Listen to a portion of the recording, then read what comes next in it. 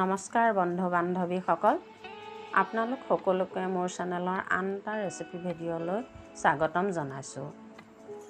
আজি মই আপোনালোকৰ আগলৈ চিকেন কাৰীৰ ৰেচিপি এটা লৈ আহিছোঁ। খুবেই সহজতে বনাব পৰা, খাবলৈ খুবেই টেষ্টি হয়। আহকচোন তেনেহ'লে পলম নকৰি ভিডিঅ'টোৰ মাজলৈ যাওঁ। মইনো কেনেধৰণে বনালোঁ, কি কি সামগ্ৰী ল'লোঁ। ইয়াৰ কাৰণে লৈছোঁ মই 500 গ্ৰাম চিকেন। ভালকৈ ধুই পখালি এইখিনি মেৰিনেট কৰি থ'ম।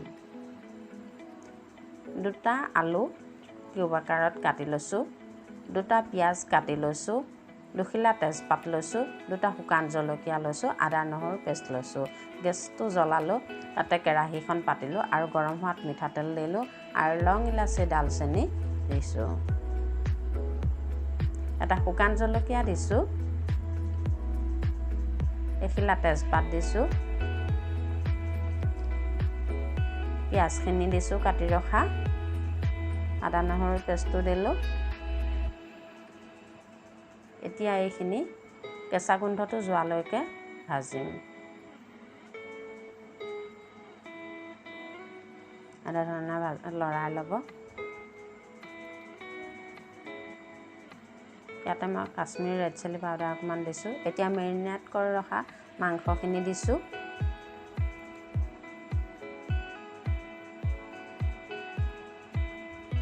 আৰু এইখিনি ভালকৈ ভাজিম। এনেধৰণে ভাজি থাকিম।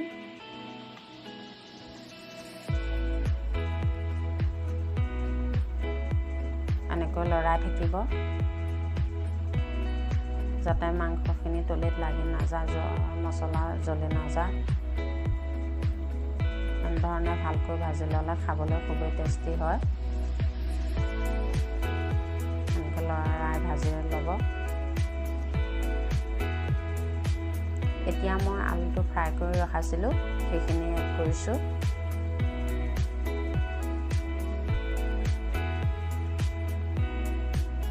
এতিয়া এইখিনি ভালকৈ লৰাই দিম।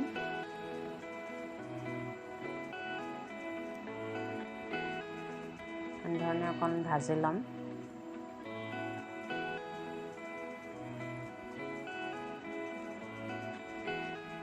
ইয়াতে মই জিৰা পাউডাৰ আধা চামুচ দিছোঁ, গৰম মছলা আধা চামুচ দিছোঁ,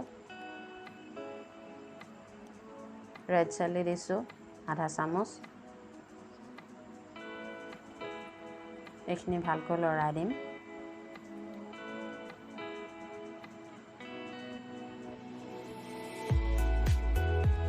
এনেধৰণে ভালকৈ লৰাই দিব। এতিয়া মই ইয়াতে পানী এড কৰিছোঁ আন্দাজমতে। আপোনালোকৰ পানীটো কিমান প্ৰয়োজন হয় সেই অনুপাতে দিব। ডাঠ পাতলটো নিজৰ কৰি ল'ব। আৰু এইখিনি ভালকৈ উতলিবলৈ দিম। এনেধৰণে 10 মিনিটমান মই উতলিবলৈ দিম গেছটো হাই ফ্লেমতে। ধুনীয়াকৈ উতলি আহিছে, কালাৰটোও ধুনীয়া আহিছে।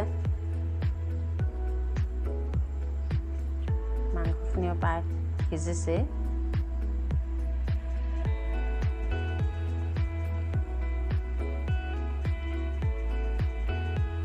অলপ ডাঠ হৈ আহিছে মোৰ গ্ৰেভিখন। এয়া হৈ গ'ল চিকেন কাৰী ৰেডি। মই এটা বাটিত পৰিৱেশনৰ কাৰণে উলিয়াই লৈছোঁ গৰম গৰম ভাতৰ লগত খাবলৈ। আৰু যদি আপোনালোকে ৰেচিপিটো চাই ভাল পালে তেনেহ'লে প্লিজ এটা লাইক কৰিব, বন্ধু আৰু পৰিয়ালৰ মাজত শ্বেয়াৰ কৰিব। যিসকল ভিউৱাৰ্ছে প্ৰথমবাৰৰ বাবে চাই আছে তেওঁলোকে যেন চেনেলটো ছাবস্ক্ৰাইব কৰে আৰু ওচৰতে থকা বেল আইকনটো টিপি অল কৰি দিয়ে।